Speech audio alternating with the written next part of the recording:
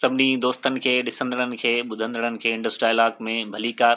सभ खां पहिरीं त सभिनी दोस्तनि खां दिली माज़रत करियूं था जो काफ़ी मसरूफ़ियतुनि जे करे ऐं हफ़ीज़ हाणे एमफिल में दाख़िला बि वरिती आहे ऐं उमेद आहे त हू पीएचडी बि कंदो ऐं पोइ हुनजे नाले जे अॻियां डॉक्टर पाण लिखंदासीं ऐं हुनखे डॉक्टर हफ़ीज़ करे मुखातिब थींदासीं। इन करे हफ़ीज़ असांखे टाइम नथो ॾिए, इन करे काफ़ी मामलनि खां पाकिस्तान जा मसइला हुजनि या आलमी मसइला हुजनि उन्हनि खां असां कटिजी विया आहियूं ऐं तव्हां दोस्तनि ताईं बि असांजा सेशन न पहुता आहिनि जंहिं लाइ माज़रत। बहरहाल ग्लोबल जेका सियासत आहे, ग्लोबल पॉलिटिक्स आहे, उन में तमामु घणियूं तब्दीलियूं हमेशह उन मां थींदियूं रहंदियूं, पर जेका आलमी सियासत आहे उनजो घणे क़दुरु जेको माहवर आहे उहो वरी बि अमेरिका आहे। अमेरिका जेको कॾहिं सोल सुपर पावर हो पर हींअर त न आहे, तॾहिं बि हिकिड़ो वॾो पावर आहे, हिकिड़ी वॾी ताक़त आहे जंहिंजो हिकिड़ो बैन अल-अक़वामी सियासी हिकिड़ो असरु आहे जंहिंखे नज़रअंदाज़ नथो करे सघिजे। सो 5 नवंबर ते तव्हांखे मालूम आहे त अमेरिका जूं इलेक्शन्स थींदियूं आहिनि, इलेक्शन्स थियूं। सो रिपब्लिकन जो उमेदवार डोनाल्ड ट्रंप ऐं ॿिए पासे ॾांहुं डेमोक्रेट्स जी जेका उमेदवार हुई औरत कमला हैरिस, उन्हनि ॿिन्हिनि जे विच में चोटी जो मुक़ाबलो। ऐं जेके माहिर हुआ उन्हनि जो त इहो ख़्यालु हो त एस्टेब्लिशमेंट जेका आहे उहा कमला हैरिस खे आणींदी, उनखे चाहे थी, छाकाणि त उनजी उहा पॉलिसी साॻी आहे जेका बाइडन जी हुई त जंगियूं करायो ऐं नाणो कमायो। जीअं हमेशह अमेरिका जी पॉलिसी रही आहे, छाकाणि त उन्हनि वटि सिर्फ़ु हिकिड़ो ई आमदनी जो ज़रियो आहे, वार इंडस्ट्री। सो ट्रंप हुन वार इंडस्ट्री जो मुखालिफ़ हो या ईअं खणी चऊं त सिर्फ़ु उहे ॻाल्हियूं आहिनि। बहरहाल उन इहे ॻाल्हियूं कयूं त जॾहिं आउं सदर थींदुसि त इमरान ख़ान खे बि जेल मां ॿाहिरि कराईंदुसि, ऐं सीरिया मां फ़ौजियूं कढंदुसि, इराक मां फ़ौजियूं कढंदुसि ऐं प्यूटन मुंहिंजो दोस्त आहे, ऐं यूक्रेन जंग ख़तमु कराईंदुसि। ऐं हुन इहो बि चयो त जेकॾहिं मां सदर हुजां अमेरिका जो त 7 अक्टूबर न थी आहे, यानी मिडल ईस्ट में ही जेका जंग आहे, जेको कंफ्लिक्ट आहे हींअर जेको ईरान ताईं लॻभॻि पखिड़िजी चुको आहे, इहो न थी आहे। सो हाणे इहे ॻाल्हियूं हलनि पियूं। कल्ह बाइडन जे हिकिड़े वेझे साथी ॿुधायो त ट्रंप जे ईंदे ई, यानी जॾहिं हू हलफ़ खणंदो ऐं बाक़ाइदगी सां कमु कंदो त हू सीरिया मंझां बि फ़ौजियूं कढंदो। ऐं हुनजो हिकिड़ो मशहूरु नारो हो त मेक अमेरिका ग्रेट अगेन। सो उहो छा आहे, या ख़ुदि ट्रंप जो इलेक्शन्स में खटे अचणु, उतां जी इस्टेब्लिशमेंट जी शिकस्त आहे या सोभ आहे, पाण हफ़ीज़ जे तरफ़ हलूं था ऐं उन खां ई समूरो मामिलो मालूम कंदासीं। सो हफ़ीज़, इन ट्रंप जे खटे अचण खे सभ खां पहिरीं तव्हां इहो ॿुधायो त उनजे खटे अचण खे तव्हां कीअं था ॾिसो? मंसूर, ट्रंप जो खटे अचणु वाज़े हुयो, पाण उन में ॻाल्हायोसीं पई यको मुसलसिल त ट्रंप जेको अमेरिकन पीपल जी जेका माण्हुनि जी नीड आहे या जेको वेव आहे उते, उहो ट्रंप जी जेको आहे उहो आहे फेवर में। पर पाण हमेशह इहो चयो त इलेक्शन्स हमेशह जेके डिसाइड कंदी हुए उहो एस्टेब्लिशमेंट कंदी आहे, ऐं उन एस्टेब्लिशमेंट जो जेको मौजूदा इंट्रस्ट आहे उहो उन में न आहे त ट्रंप जेको आहे अचे ऐं दुनिया मां जंगुनि जो ख़ात्मो करे। हाणे कोई ईअं बि न आहे त ट्रंप ईंदो ऐं कोई दुनिया में जंगुनि जो ख़ात्मो थी वेंदो ऐं सभु कुझु बि अमुन अमुन अची वेंदो दुनिया में, अहिड़ो कुझु बि न आहे। रिपब्लिकन जेके बि आहिनि रिपब्लिकन कैंडिडेट्स, उहो बुश जहिड़ा हुजनि या कहिड़ा बि हुजनि, उहे मशहूरु आहिनि। बहरहाल हाणे हींअर इहो छो पियो चाहियो, माना तसवुरु कयो वञे त ट्रंप ईंदो ऐं पोइ जंगूं ख़तमु थींदियूं। ॾिसो, जेका मौजूदा सूरत हाल आहे, अमरीकी मुआशी जेका सूरत हाल आहे, उहो इंतिहाई भयानक आहे। उते जेका क्राइसिस आहे, जेको इकोनॉमिकल क्राइसिस आहे, उन जे नतीजे में जेको आहे उहो अमेरिका ट्रंप जेको आहे उहो खटे आयो आहे, या अमेरिकन्स जेके आहिनि उन्हनि ट्रंप खे वोट कयो। हाणे इहो स्टार्ट थियो हुयो चाइना जी आस्ते आस्ते राइज़ खां, ऐं ज़ाहिर ॻाल्हि आहे जॾहिं हिननि जेके कंपनियूं आहिनि उन्हनि खे जॾहिं छूट ॾिनी त तव्हां जेको आहे ॿियनि मुल्कनि में जेके ग़रीब मुल्कनि या टीं दुनिया जा मुल्क आहिनि उते वञो ऐं उते पंहिंजी प्रोडक्शन करियो, ऐं उते उतां खां जेको आहे तव्हां प्रोडक्शन रूस में सॉरी अमेरिका में आणियो। सो ख़्यालु इहो हो जंहिंखे असां ग्लोबलाइज़ेशन जो नालो ॾियूं था, माना कंपनियूं, माण्हू वग़ैरह सभु पाण में कनेक्टेड हूंदा। हाणे माण्हुनि जी कनेक्शन त हिननि जी मिथ हुई, पर हिननि जो बुनियादी ख़्यालु इहो हो त जेके बि वॾा इंडस्ट्रियलिस्ट आहिनि उन्हनि खे अमेरिका जी आहे, जेका यूरोप जी आहे, उन में लेबर जेको आहे, जेको मज़दूर आहे, उन खे दिहाड़ी, उन खे जेको उजरत आहे उहा घणी पई ॾियणी पई। हाणे जे लाइ उन छा कयो, पंहिंजा प्रोडक्शन यूनिट टी दुनिया में लॻायो, जिथे अञा मज़दूर जेको ग़रीब हो, उन जे करे हुनखे घटि पैसा ॾियणा पवंदा ऐं घटि उजरत, तंहिंजो मतिलबु त वधीक मुनाफ़ो। उन्हनि जे लाइ जॾहिं सोवियत यूनियन टुटो या उन खां पहिरीं बि, त हिननि पूरी दुनिया जे मुल्कनि में जेको आहे पंहिंजी कंपनियुनि खे लाहे छॾियो। पोइ तव्हां ॾिठो त प्रोडक्शन यूनिट्स जेके आहिनि उहे जापान ॾांहुं मुंतक़िल थिया, उहे साउथ कोरिया ॾांहुं मुंतक़िल थिया, उहे चीन ॾांहुं मुंतक़िल थिया ऐं दुनिया पूरी में फैलिजी। हाणे उन जो नतीजो छा निकितो? उन जो नतीजो इहो निकितो त अमेरिकन मार्केट जेका आहे उहो प्रोडक्शन मार्केट वधीक घटि ऐं कंज़्यूमर मार्केट वधीक बणिजी वई। ऐं इहो इकोनॉमिक्स जो उसूल आहे, तव्हां शयूं कंज़्यूम करे अमीर नथा थी सघो, सही आहे न? जेतिरो भले तव्हां वटि पैसो छो न हुजे, पर तव्हां रुॻो शयूं ख़रीद कंदा ॾींदो ऐं तव्हां कुझु प्रोड्यूस न कंदो, तव्हां कंहिंखे विकिणो न कंदो, तव्हांजी पंहिंजी जेका आहे उहो प्रोडक्शन कैपेसिटी घटि हूंदी, त हिकिड़ो न हिकिड़ो ॾींहुं जेको आहे उहो तव्हांजो ॾींहुं ज़रूरु ईंदो जंहिं तव्हां ग़रीब थींदो या तव्हांजो जेको बैंक बैलेंस आहे उहो ख़तमु थींदो। सिंधी में चवंदा आहिनि त तव्हांजूं जेके आहिनि जागीरूं बि उहे घर वेठे ख़तमु थी वेंदियूं। सो जॾहिं तव्हांजी प्रोडक्शन कैपेसिटी ई न आहे अमेरिका में, छाकाणि त तव्हांजूं जेके बि मेजर कंपनीज़ आहिनि उहे प्रोड्यूस कनि पियूं चाइना में, उहे प्रोड्यूस कनि पियूं साउथ कोरिया में, वियतनाम में या ॿियनि जॻहियुनि ते, त पोइ उतां जो जेको नौजवान हो, ज़ाहिरी ॻाल्हि आहे उहो बेरोज़गारी सहंदो ऐं उते बेरोज़गारी वधंदी। उते ज़ाहिरी ॻाल्हि आहे जॾहिं तव्हां शयूं ॿाहिरियां इंपोर्ट कंदो, ॿाहिरियां तव्हांजे मुल्क में सेल थींदियूं, त पोइ तव्हांजा ट्रेड डेफिसिट वधंदा दुनिया ॾांहुं ऐं इहो पूरो इकोनॉमिक्स जो हिकिड़ो पूरो साइकिल आहे। सो उते अनएम्प्लॉयमेंट जो वॾे में वॾो इशू हो। जेके बि नौजवान अचनि था पिया उहे वञनि केॾांहुं? तव्हांजी उते जी जेका मौजूदा इंडस्ट्री आहे उन में एतिरी कैपेसिटी ई न आहे। जीअं पाकिस्तान में क्राइसिस आहे, त उहो पाकिस्तान जी इकोनॉमी नौजवाननि खे एक्सेप्ट ई नथी करे सघे पंहिंजे अंदरि, छाकाणि उन वटि एतिरी कैपेसिटी ई न आहे जो तव्हां एॾनि वॾनि माण्हुनि खे जेको आहे रोज़गार ते लॻाए सघो, प्राइवेट रोज़गार ते। सो इहो साॻी सेम प्रॉब्लम हुते त हिकिड़ो त बेरोज़गारी ख़ासि तौर ते नौजवाननि में, ऐं ॿियो जेको इन ग्लोबलाइज़ेशन जे जेको आहे उहो नारे जे हेठि हिननि छा कया, बॉर्डर्स खोले छॾिया। माना हाणे बाबा अमेरिका ओपन आहे, पाण तव्हां दुनिया पूरी मां तव्हां अमेरिका अची सघो था, हिते कमाए सघो था, सभु कुझु करे सघो था। सो जॉन मीरशमार चवंदो आहे त नेशनलिज़म खां मथे का थ्योरी आहे ई न, सही आहे। सो ग्लोबलाइज़ेशन हेसि ताईं त ठीकु आहे, त बाबा तव्हां ग़रीबनि मां जेको आहे ग़रीबनि खे उजरत घटि ॾे, तव्हां कमाओ, ठीकु आहे। माना उहो चंद जेके पंहिंजा इंडस्ट्रियलिस्ट आहिनि उन्हनि खे त फ़ाइदो ॾिए थी, पर उहो जेको नेशन वारो थाट आहे, जेको ज़ाहिरी ॻाल्हि आहे सदियुनि खां सालनि खां उहो जेका थींदी आहे, उहो घणा माण्हू धारिया माण्हू पंहिंजे पाण में जज़्ब नथी करे सघे। इहो इम्पॉसिबल आहे त तव्हां हिकिड़े ई वक़्त ते तव्हांजी जेका बि रेस आहे वी आर नॉट रेसिस्ट, पर असां सोशलॉजिकली जेकॾहिं शयुनि खे ॾिसूं त हिकिड़े ई पाड़े में तव्हां वटि लेटिनोस बि आहिनि, तव्हां वटि ब्लैक अफ्रीकन्स बि आहिनि, तव्हां वटि मुस्लिम्स बि आहिनि, तव्हां वटि इंडियंस बि आहिनि। हाणे ॾिसो क़ौम को ईअं न आहे हूंदी त बाबा हाणे क़ौम जेका आहे उहो बसि सभु हिकु जहिड़ा माण्हू, सभु हिकु जहिड़ा माण्हू न आहिनि। हर कंहिंजूं वैल्यूज़ अलॻि आहिनि, मॉरली माण्हू अलॻि आहिनि, माण्हू शयूं जेके आहिनि उहे जेको डीलिंग जो तरीक़ेकार आहे, पब्लिक डीलिंग जो तरीक़ेकार आहे, उहो अलॻि आहे। हिकिड़ी क़ौम जो जुदागाना जेको शख़्स शनाख़्त हुजे थी उहो ॿी खां डिफरेंट हुजे थी।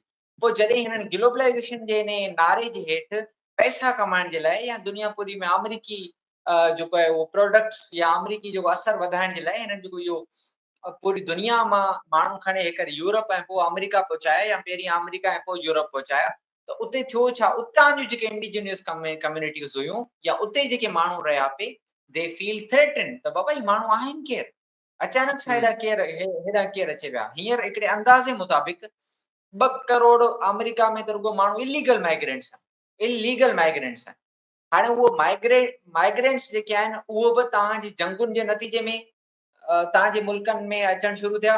ॿियो त इहे जेके तव्हां नारा लॻाया खोखला त तव्हां अचो किथे बि वञो, जेको आहे उहो तव्हां कमु करियो ऐं रहे सघो था। So one world and one citizen वारो जेको कॉन्सेप्ट, त जॾहिं माण्हू पंहिंजे ॻोठनि में पंहिंजे पहाड़नि में जॾहिं ॿियनि माण्हुनि खे ॾिसणु शुरू थिया, ऐं ज़ाहिरी ॻाल्हि आहे जॾहिं ॿिया माण्हू उते आया त पाण में मिसफिट थियण लॻा। मिसाल जे तौर ते पाण ॿई सिंधी आहियूं, पर आउं थरी आहियां, तव्हां हिकिड़ा उत्तर सिंध जा माण्हू हो। जॾहिं पाण गॾु रहंदासीं तॾहिं तव्हांखे ख़बर पवंदी त हिकिड़े थरी जो ऐं हिकिड़े उत्तर सिंध वारे जो भले हिकिड़ी ॿोली ॻाल्हाईंदा हुजनि, पर there is a difference of living. उहो ज़िंदगी गुज़ारण जो जेको पंहिंजो तरीक़ेकार आहे उहो किथे न किथे इख़्तिलाफ़ जनरेट कंदो। ऐं पोइ जेकॾहिं असां सभु थरी जेकॾहिं पने अकेला अची वेही रहंदासीं त कलवट चईंदा भई किथां आया आहिनि थरी। इहो हिकिड़ो नेचुरल प्रोसेस आहे। इन जे पोयां जेको तव्हांजी ड्राइव आहे उहो तव्हांजो पर्सनल कंफर्ट आहे। त तव्हांजो जेको वतन हूंदो आहे उहो तव्हांजो हिकिड़ो पर्सनल हिकिड़ी क़ौम जो कंफर्ट हूंदो आहे। सिंधी पंहिंजे वतन में त कंफर्ट आहिनि, पर उहे जॾहिं जेकॾहिं पंजाब वेंदा, जेकॾहिं केपी वेंदा या किथे बि वेंदा त उहे पाण अनकम्फर्ट रहंदा ऐं उन क़ौम खे बि जेको आहे उहो उन जे लाइ प्रॉब्लम्स क्रिएट कंदा। Same is the issue with the जेके पठान हिते आहिनि, सही आहे, केपी में त ठीकु आहिनि, केपी में त सभु हिकु जहिड़ा आहिनि, पर जॾहिं उहे सिंध में अचनि था त हितां जो ज़ाहिरी ॻाल्हि आहे जेको रवाज आहे, जेको रहण जो तरीक़ेकार आहे, उहो टोटली डिफरेंट आहे, उहो माण्हुनि सां मिले नथा सघनि। सेम सेम केस थियो आहे अमेरिका में। पहिरीं उन्हनि माण्हू घुराया, जंगूं लॻायूं, जंग जे नतीजे में माण्हू वॾा विया ऐं सभु कुझु थियो। हाणे उतां जा जेके इंडिजिनियस माण्हू आहिनि उन्हनि खे तव्हां रेसिस्ट चओ, उन्हनि खे तव्हां फार राइट चओ, उन्हनि खे तव्हां जेको बि चओ, ट्रम्प चई त बाबा इन्हनि माण्हुनि खे पाण वापसि कढंदासीं या एटलीस्ट अहिड़ियूं पॉलिसीज़ ठाहींदासीं जो हाणे उहे माण्हू न अचनि। सो ॿ मेन प्रॉब्लम, हिकिड़ो त इकोनॉमी जो प्रॉब्लम, ॿियो उन्हनि माण्हुनि जी ख़्वाहिश इहा आहे त उहे जेके बि प्रोडक्शन तव्हांजी कैपेसिटीज़ ॿाहिरि लॻियूं पियूं आहिनि वापसी खणे अचो अमेरिका में, जीअं अमेरिकन माण्हुनि खे रोज़गार मिले, हिते शयूं ठहनि, उहे शयूं सस्तियूं हुजनि ऐं माण्हू जेके आहिनि उहे वरी हुननि जी इकोनॉमिकल साइकिल वापसी बहाल थिए। ॿियो माइग्रेंट्स जो इशू, हिकिड़ा त तव्हां ख़ुदि घुराया, ॿिया जेके इलीगल माइग्रेंट्स आहिनि उन्हनि जो इशू। सो इहे ॿ बुनियादी इशू हुआ जिन खे ट्रम्प एड्रेस कयो ऐं डायरेक्टली एड्रेस कयो। ऐं टियों जेको इशू उहो हुयो जंग जो। हाणे ट्रम्प इन पूरे सिनारियो खे कीअं प्रेज़ेंट कयो, उन पूरे सिनारियो खे करे कयो, पहिरीं टर्म में बि ऐं हिन टर्म में बि। त असांजी ख़ुदि जी मुआशी कंडीशन इहा आहे त असीं हेतिरा होमलेस आहियूं, घणा माण्हू हुते जेके आहिनि होमलेस आहिनि, माण्हुनि सां मुआशी मसइला आहिनि। ट्रम्प चयो त जेकॾहिं इहा असांजी सिचुएशन आहे त पोइ असां ॿियनि मुल्कनि ते, ॿियनि मुल्कनि जी सिक्योरिटी जे लाइ अमेरिकन ज़िम्मेवार छो आहिनि? अमेरिकन छो जेको आहे उहो यूक्रेन खे पैसा ॾियनि? अमेरिकन छो जेको आहे उहो even he said about Japan and south Korea, त साउथ कोरिया जी प्रोटेक्शन या जापान जी प्रोटेक्शन असांजी मिलिट्री छो करे? ऐं पहिरीं टर्म में तव्हांखे यादि हूंदो त हुन चयो त south Korea and Japan should pay अस प्राइस, उहो असांखे पैसा ॾियनि त असांजी जेका आहे मिलिट्री हुननि जी सिक्योरिटी करे वेठी आहे। ऐं यूरोप खे बि इहो त बाबा यूरोपियन जा जेके बि कंट्रीज़ आहिनि, मिसाल जे तौर ते कासिमाबाद जेतिरा मुल्क आहिनि, लिंचेस्टाइन जहिड़ा, उन्हनि जी सिक्योरिटी अमेरिका छो खणे? तव्हां ख़ुदि पंहिंजी मिलिट्री बिल्डअप करो। सो इहो पहिरियों नारो हो त बाबा American money should not be spend on the foreign protection or the foreign wars. So इहो बुनियादी टे जेके कॉन्सेप्ट आहे जिन खे हुन डायरेक्टली एड्रेस कयो त American money should be spend on the American पीपल।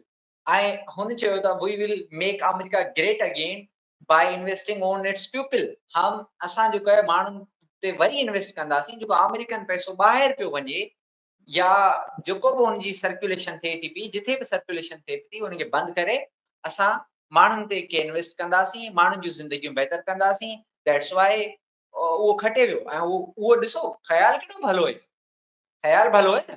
पोइ तव्हां हुनखे अथॉरिटेरियन चओ, तव्हां हुनखे रेसिस्ट चओ, तव्हां हुनखे कुझु बि चओ, जेकॾहिं माण्हू फील था कनि त डेमोक्रेट्स असांजी ज़िंदगी खे वधीक बहितर करण जे लाइ को कमु न आहे कयो, ऐं हिकिड़ो माण्हू भले कुझु बि न करे, मिसाल जे तौर ते इमरान ख़ान छा चयो, 2 करोड़ घर ठाहींदुसि। हाणे इहो आइडिया ई न आहे, पाकिस्तान जी इकोनॉमी में एतिरी ताक़त ई न आहे त उहो 2 करोड़ घर जेको आहे उहो अफोर्ड करे सघे। पर आइडिया हो, माण्हुनि खे लॻो त असीं बेघर आहियूं। मिसाल जे तौर ते आउं रेंट ते रहां पियो, हिकिड़ो माण्हू मूंखे सुभाणे चए त तव्हांखे मूंखे वोट ॾियो, सुभाणे तव्हांखे घर ॾींदुसि। ऑब्वियसली मूं सां त प्रॉब्लम आहे न, आउं हुनखे वोट ॾींदुसि। So that's why people voted for Trump. ऐं उतां जी एस्टेब्लिशमेंट हिन दफ़े मुदाख़लत छो न कई?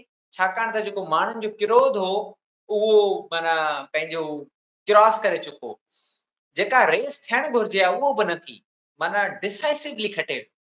जेका स्विंग स्टेट आहे, कॾहिं बि ईअं न आहे थियो कंहिं बि प्रेसिडेंट, हाराईंदड़ प्रेसिडेंट के हिकिड़ी स्विंग स्टेट में न खटी हुजे। कमला हैरिस का बि स्विंग स्टेट 7 मां 7 न खटे सघी। इवन उते जेके हुननि जूं बुनियादी जेके रियासतूं हुयूं, जेके डेमोक्रेट्स हुयूं सिंपल, उहे बि हाराए विया आहिनि। बिकॉज़ ऑफ दैट के उन्हनि जो फोकस अमेरिकन पीपल न हुआ, उन्हनि जो फोकस उहे चंद वार जेके आहिनि उहे इंडस्ट्रीज़ हुयूं जिन खे उन्हनि सपोर्ट पे कयो यूक्रेन जंग में ऐं इसराइल जंग में। सो दैट्स वाई ट्रम्प जेको आहे उहो खटे वियो। ऐं हाणे हू छा कंदो उहो अॻिते जो हिकिड़ो बहस थींदो। अच्छा हाफ़िज़, जीअं तव्हां चयो त ट्रम्प चवे थो त अमेरिका जा पैसा अमेरिका ते ऐं अमेरिकी माण्हुनि ते ख़र्च थियणु घुरिजनि। साॻी ॻाल्हि सोवियत यूनियन जे अंदरि बि हुई। जॾहिं सोवियत यूनियन ऐं क्यूबा ते पैसा लॻाईंदी हुई, अंगोला में हुननि फ़ौजी पंहिंजा लाथा अंगोला जे इनकलाब खे बचाइण लाइ, ऐं पूरे अफ्रीका में, पूरे लातिनी अमेरिका में, मिडल ईस्ट में, मिस्र खे, PLO खे, सभिनी खे उहा मदद थींदी रहंदी हुई। एतिरे ताईं जो चीन खे बि थी हुई जॾहिं जापान हुते का कई हुई। सो बहरहाल उते बि इंतिशार इन करे ई पैदा थियो त बाबा सोवियत यूनियन जा जेके पैसा आहिनि उहे सोवियत यूनियन ते ई ख़र्च थियण घुरिजनि, उहे ॿाहिरि न ख़र्च थियण घुरिजनि।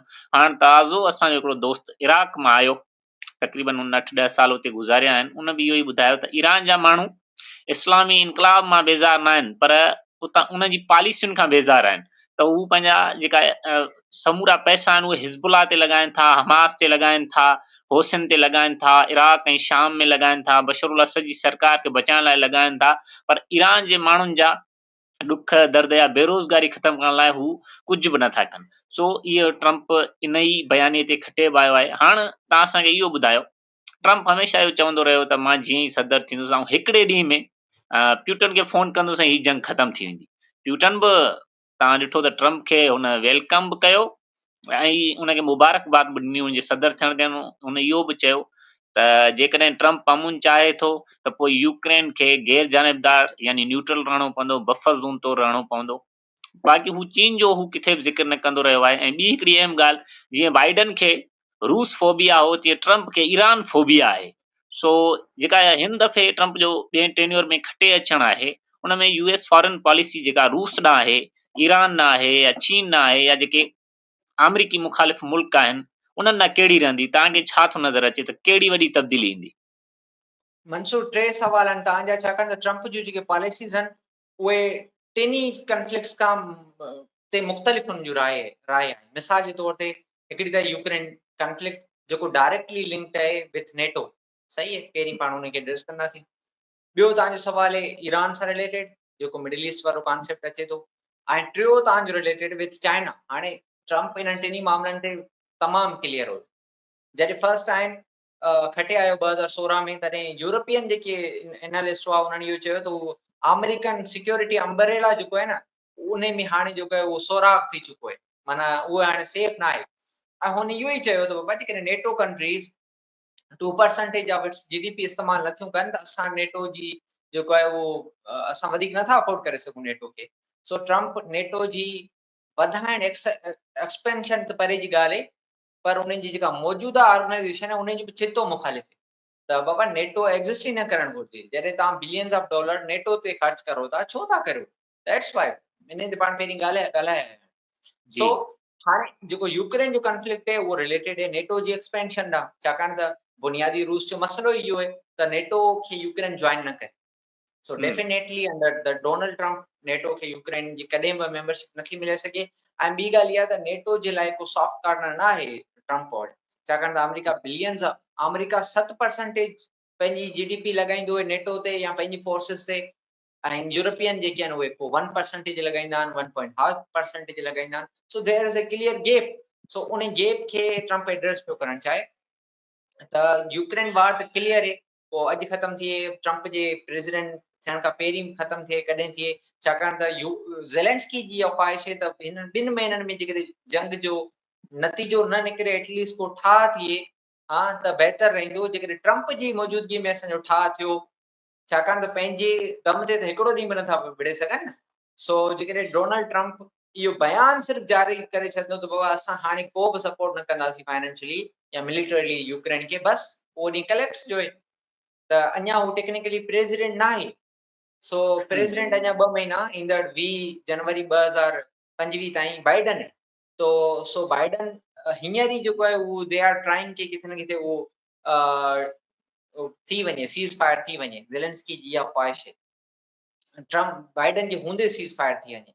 सो यूक्रेन वार ऐं नेटो ते त हुनजो क्लियर मौक़िफ़ आहे त बाबा इहो एक्सपेंशन न थियणु घुरिजे, नेटो ते अमेरिका न स्पेंड करे, ऐं नेटो जी जेके बि कंट्रीज़ आहिनि उहो बुनियादी तौर ते हिकु जेतिरा पैसा जेके आहिनि उहे स्पेंड कनि according to their GDP. So NATO जी इहा क्लियर थी। हाणे अचूं था मिडल ईस्ट ते। मिडल ईस्ट ते जेका ट्रंप जी पॉलिसी रहंदी उहो वधीक एग्रेसिव रहंदी बाइडन खां बि वधीक, छाकाणि त तव्हांखे यादि हूंदो जॾहिं पहिरियों दफ़ो बि हुन जेरूसलम खे डिक्लेयर कयो हुयो इसराइली कैपिटल, ऐं उन खां अलावा हुन कासिम सुलेमानी जहिड़े हाई वैल्यू टेक टारगेट खे, जेके ख़ुदि इसराइल बि अटैक कोन पे करे सघियो हेतिरनि सालनि खां, उन्हनि खे बि हुन यूएस फोर्सिस जे हुकुम ते जेको आहे उहो क़तल कयो या शहीद कयो। सो जेको हुनजो मिडल ईस्ट ॾांहुं रवैयो आहे उहो वधीक सख़्तु आहे, माना उहो ऑब्वियसली इसराइल जी सपोर्ट कंदो, हर हाल में सपोर्ट कंदो। सो मिडिल ईस्ट ॾांहुं त सेम रहण वारी आहे, अञा बि वधीक इहो कन्फ्लिक्ट थींदो। बाक़ी चवंदो चाइना ॾे, सो चाइना ॾांहुं हुनजो सफ़ा सिधो मौक़िफ़ आहे त जेके बि माण्हू असांखे माना अमेरिका में जेके शयूं सेल कनि था उन्हनि ते जेको आहे रिस्ट्रिक्शन्स लॻणु घुरिजनि, उन्हनि ते वधीक टैक्सिस लॻणु घुरिजनि। उनजो त हिकिड़ो इहो एजेंडा बि हो त असां जेको इनकम टैक्स आहे उहो अमेरिकन्स लाइ ख़तमु करे छॾींदासीं, उन जा जेके पैसा आहिनि उहे असां ॿियनि मुल्कनि खां वठंदासीं जेके अमेरिका में पंहिंजूं शयूं फ़रोख़्त कनि था। मिसाल तौर ते चाइना आहे, मिसाल तौर ते इंडिया आहे, जेके मेजर पावर्स आहिनि दुनिया जा प्रोडक्शन जे हवाले सां, ऐं उते उहे शयूं विकिणनि था। सो उहे सैंक्शन्स लॻाईंदो, उहे वधीक उन्हनि जूं जेके कंपनियूं आहिनि उन्हनि जी प्रोडक्ट्स आहिनि उन्हनि ते उहे टैक्सिस लॻाईंदो। ऐं चाइना ॾांहुं हुनजो जेको रवैयो उहो फाइनेंशियली तमामु घणो सख़्तु थियण वारो आहे। बाक़ी मिलिटरली कॾहिं बि कोन उलझंदो। ऐं मिलिटरली ट्रंप जे हूंदे चाइना में जेको आहे उहो ताइवान ते कब्ज़ो न कंदो, छाकाणि त उहो अल्टीमेट थी सघे थो। सो फाइनेंशियली ओबियसली जेको चाइना जे लाइ लॉस अञा बि वधंदो in this sense. So militarily China खे को ख़तरो न आहे under Donald Trump presidency. Jaishankar जो मूं ॾाढो ज़बरदस्त इंटरव्यू ॿुधो पे, हुन चयो त अमेरिका वधीक आइसोलेशनलिस्ट थी पियो वञे, माना अकेलाई जो शिकार अथव। पंहिंजा मसइला पहिरीं आऊं हल करियां ऐं पोइ जेको आहे उहो दुनिया जे मसइले ॾांहुं आऊं वधां। उसूल बि इहो हूंदो आहे, जेके तव्हांजा पंहिंजा घर में मसइला आहिनि ऐं तव्हां उन्हनि खे सोल्व करे बिना तव्हां पूरे ॻोठ जा मसइला सोल्व कंदो त ऑब्वियसली तव्हांजो घर कलेप्स थींदो। हुनजे करे अमेरिका हाणे उन सिचुएशन ते अची वियो आहे त हुनखे पंहिंजा मसइला, उतां जा जेके अंदरूनी मसइला आहिनि उहे सोशल बि आहिनि, उहे क्रिमिनल इन नेचर बि आहिनि, उहे पॉलिटिकल बि आहिनि, उहे मुआशी त तमामु घणा आहिनि, त उन्हनि खे एड्रेस करणु ज़रूरी आहे। उनजे करे ट्रंप कंहिं बि नई जंग में न बीहंदो ऐं का बि हुनजी जॻह चाइना ॾांहुं जेको रिएक्शन हूंदो उहो मिलिटरली एग्रेसिव न हूंदो, पर फाइनेंशियली उहो वधीक जेको आहे उहो रिस्ट्रिक्शन्स लॻाइण जी कोशिशि कंदो, जीअं जेके अमेरिकन कंपनियूं आहिनि या अमेरिकन जेके प्रोडक्ट्स आहिनि उन्हनि खे वधीक जेको आहे मुनाफ़ो मिले as compare to Chinese products and companies. So इहो हुनजो चाइना ॾांहुं, ऐं न सिर्फ़ु चाइना ॾांहुं पर इंडिया ॾांहुं बि हुनजो इहो ई रवैयो रहंदो। ऐं हुन पंहिंजे कैंपेन में क्लियर चयो त जेके मुल्क डी डॉलराइज़ेशन कनि था पिया, असां उन्हनि खे न ॾींदासीं इजाज़त उहो अमेरिका में पंहिंजूं शयूं फ़रोख़्त कनि। हाणे डी डॉलराइज़ेशन जे पोयां ज़ाहिरी ॻाल्हि आहे चाइना हिकिड़ो तमामु वॾो आहे ऐं चाइनीज़ जेको येन आहे उन में तमामु घणी जेका आहे उहो ॾे वठि थिए थी पई मुआशी। सो इहो तव्हांखे इकोनॉमिकली हुनजूं सेम पॉलिसीज़ हूंदियूं, जेके ट्रेड वार्स हुयूं, जेके सैंक्शन्स हुया, जेके टैक्सिस हुया। सो ऐं मिलिटरली को ख़तरो न आहे under Donald Trump China, I believe. अच्छा हाफ़िज़, इटली जी प्राइम मिनिस्टर मेलोनी चयो त बाबा हाणे असांखे यूरोप जे हुक्मराननि खे या यूरोप जे माण्हुनि खे हाणे अमेरिका ते वधीक भाड़नि न घुरिजे, छाकाणि त ट्रंप वापसि अची वियो आहे। सो ट्रंप जे अचण सां ईअं महसूसु थिए पियो जीअं तव्हां चयो त नेटो बि पोइ हिते हटी सघे थो, या ईअं मुमकिन आहे त उहो नेटो खे ई ख़तमु करे छॾे, या वरी यूरोप बि पाण खे ईअं लॻे पियो त आहिस्ते आहिस्ते उहो अमेरिका खां परे थींदो ट्रंप जे हूंदे। पर हिकिड़ो मुख़्तसिर तव्हां मूंखे जवाबु ॾियो, इन खां पोइ आउं तव्हांखे आख़िरी सुवालु कंदुसि छाकाणि त टाइम जी कमी आहे। ट्रंप जे अचण सां ईरानी न्यूक्लियर प्रोग्राम जो छा थींदो, तव्हांखे छा पियो लॻे? छाकाणि त अॻु में 2015 में न्यूक्लियर मुआइदो थियो हो ईरान सां, कुझु पाबंदियूं बि शायदि हटायूं वयूं, पर 2018 में वरी उन्हनि चयो त असांजो ईरान ते ट्रस्ट कान्हे ऐं हू अंडरग्राउंड उहो समूरो कमु करे पियो, उत्तर कोरिया जीअं या ॿिया टिया मामला। सो हाणे ईरानी न्यूक्लियर प्रोग्राम जो मुस्तक़बिल छा आहे? Mansoor, it is completely under threat. Trump जे अचण खां पोइ जेको हींअर न्यूक्लियर साइट्स ते इसराइल हमलो न कयो, हुनजे पोयां वजह इहा ई त डेमोक्रेट्स या बाइडन हुनखे उहो इजाज़त न ॾिनी, छाकाणि त उहे मार्केट जे जेको डाउनफॉल हो जेको स्पेशली ऑयल प्राइसिस सां रिलेटेड उन खां ख़ौफ़ ज़दा हुआ। सो डोनाल्ड ट्रंप जे ज़माने में या जॾहिं बि प्रेसिडेंट थींदो त इट इज़ पॉसिबल कंहिं बि वक़्तु कॾहिं बि जेको आहे इसराइल या अमेरिका उहो जेके न्यूक्लियर साइट्स आहिनि या ऑयल फैसिलिटीज़ आहिनि उन्हनि ते हमलो करे सघे थो। सो ईरान जे लाइ का गुड न्यूज़ न आहे, बाक़ी रशिया जे लाइ obviously it's a great news Trump जो कटे अचणु। सो इहो मुंहिंजो हिकिड़ो सुवाल ऐं इहो ई आहे। सो ईरान जे लाइ का सुठी ख़बर न आहे। हा बिल्कुलु हफ़ीज़, ऐं अॻु में बि जेके आलमी माहिर आहिनि, मिलिट्री माहिर हुजनि या सियासी माहिर हुजनि, उन्हनि इहो हमेशह ॿुधायो आहे त ट्रंप जे पोएं टेन्यूअर में बि हिकिड़ा अहिड़ा स्पेशल हथियार ठाहिया विया हुआ जेके ईरान जी न्यूक्लियर साइट्स खे हिट करे सघंदा, छाकाणि त उहे पहाड़नि जे अंदरि आहिनि ऐं उन्हनि खे आम जेके हथियार आहिनि या जेके आम बम आहिनि या एतिरे ताईं फाइटर जेट्स बि उते बमबारी नथा करे सघनि, न ई उन न्यूक्लियर साइट्स खे को नुक़सान पहुची सघे थो। पर ट्रम्प बक़ौल तव्हांजे त वाक़ई इहा इजाज़त ॾेई सघे थो त उहे ॻरा हथियार इस्तेमालु कया वञनि ईरान जे ख़िलाफ़। पर अॼु ईरानी सदर मसूद पेज़ेशकियान चयो त ट्रम्प पंहिंजे पोएं टेन्योर में 5 सालनि में बि ईरान जो कुझु कोन बिगाड़े सघियो। हाणे बि उनजी ईरान ना भले पॉलिसी साॻी रहे, पर असांखे को बि ट्रम्प जे अचण सां फ़र्क़ु नथो पवे। ख़ैर, आख़िरी तव्हां खां मुंहिंजो सुवालु आहे, ट्रम्प जो वरी बि मां इहो ई तव्हां खां पुछंदुसि, मेक अमेरिका ग्रेट अगेन, छा उन में कुझु क़ौमूं आज़ाद थी सघनि थियूं? छा फ़लस्तीन जो मामिलो बि हल थी सघे थो? या मिडल ईस्ट में जेके अमेरिकन बेसिस आहिनि, छा उहे ख़ाली थी सघनि था? ऐं अमेरिका जेको मिलिट्री इंटरवेन आहे, जेका फ़ौजी मुदाख़लत आहे, उन खां हटी करे छा को आलमी किरदारु अदा कंदो हिन दफ़े? त जीअं अमेरिका जी उहा जेका विड्रो विल्सन वारी पॉलिसी हुई, राइट टू सेल्फ डिटर्मिनेशन ऐं ॿिया मामला, छा उहे के अॻिते वधी सघंदा? या इहो जेका अमेरिकी मुदाख़लत थींदी रही आहे मुल्कनि में, उन ज़रिए ई उहा अमेरिका खे ग्रेट अगेन बणाइणु चाहे थो? मंसूर, ग्रेट अगेन जो हुनजो जेको कॉन्सेप्ट है वो वेरी सिंपल है। को बि राइट टू सेल्फ डिटर्मिनेशन न आहे। को बि जेको आहे उहो इंटरनेशनल मौजूदा इंटरनेशनल ऑर्डर है उन में जेको आहे उहो रिफॉर्म्स करे अमेरिका खे ग्रेट अगेन करण जो हुनजो को बि प्लान न आहे। पर हुनजो मक़सदु इहो आहे त मौजूदा जेको बि ऑर्डर है उन मां हथु कढे वञे। मूं पहिरीं बि इन में शायदि किथे लिखियो अलाए कयो हो त इहो ईअं त ॻोठ में पहिरीं डिज़ास्टर आणो, पहिरीं चओ त बाबा हाणे सभु ॻोठाणा पाण हिकु जहिड़ा जेको बि अन्न आहे उहो खणी अचो वॾेरे जो उताक तरफ़। ऐं जॾहिं हम्म, डिज़ास्टर को अचे तॾहिं वॾेरो उताक जा दरवाज़ा बंदि करे छॾे ऐं चए त हाणे तव्हां ॼाणो तव्हांजो कमु ॼाणे। सो अमेरिका जो ठहियल ऑर्डर इहो आहे जंहिंमें हुननि जेको आहे उहो हेॾा वॾा क्राइसिस पैदा कया।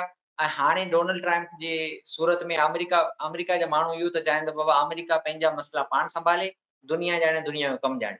सही है। सो हुनजो सिंपल ऐं सिंपल मक़सदु इहो आहे आइसोलेशनिस्ट पॉलिसी।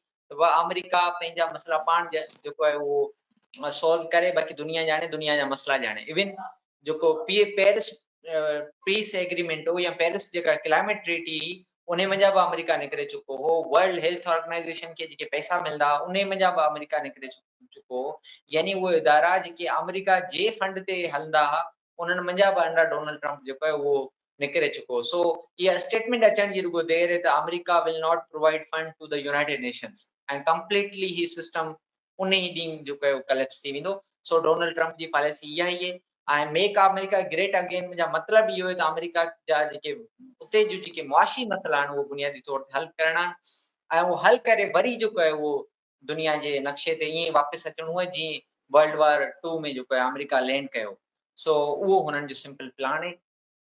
बाक़ी जेके क़ौमुनि जा मसइला आहिनि ओबियसली जेको असांजो ख़ितो आहे इट कैन बी पॉसिबल के चाइना खे रोकण जे लाइ हिते जेकॾहिं को नवां मुल्क या नयूं क़ौमूं उन्हनि खे पंहिंजे मक़सदनि, छाकाणि त सेल्फ डिटर्मिनेशन हिकिड़ो आइडिया आहे त तव्हां उसूलनि जे बुनियादनि ते तव्हां कंहिं क़ौम जी सपोर्ट करियो।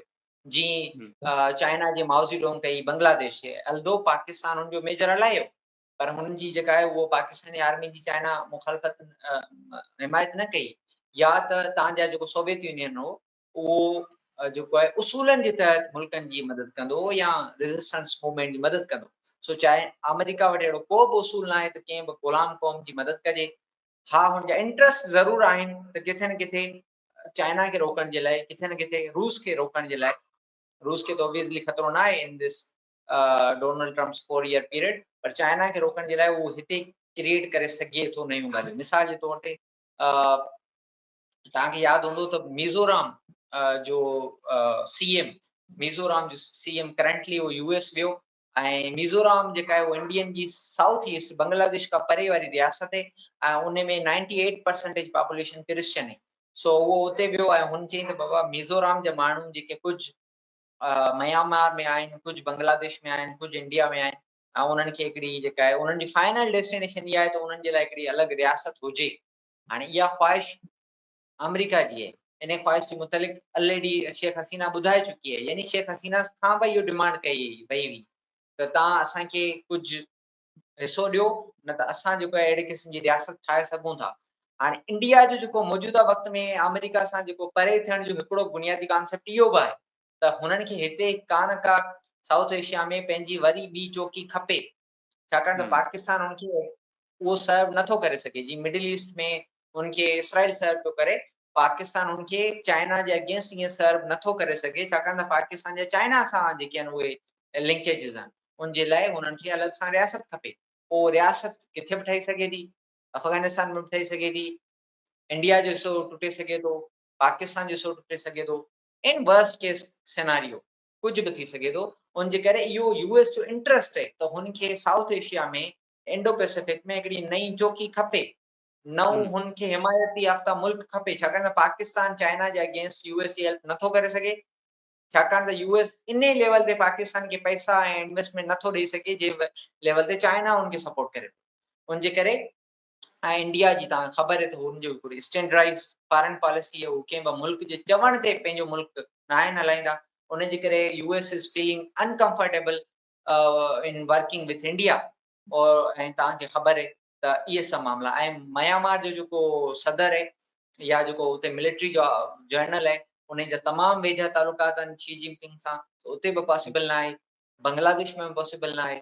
सो there is a lot more coming in South Asia under Donald Trump's 4-year period, and छा थींदो we don't know about it, but something is going to be happen, so let's see, wait and watch.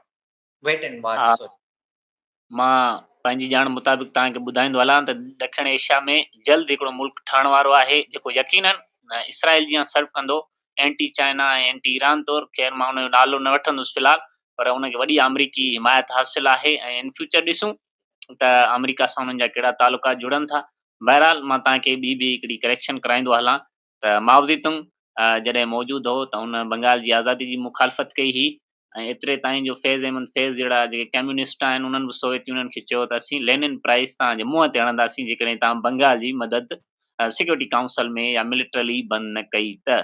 सो माऊ बंगाल जे मामले ते पाकिस्तान सां गॾु बीठल हो हमेशह, ऐं कॾहिं बि बांग्लादेश जी आज़ादी जी हिमायत कोन कई।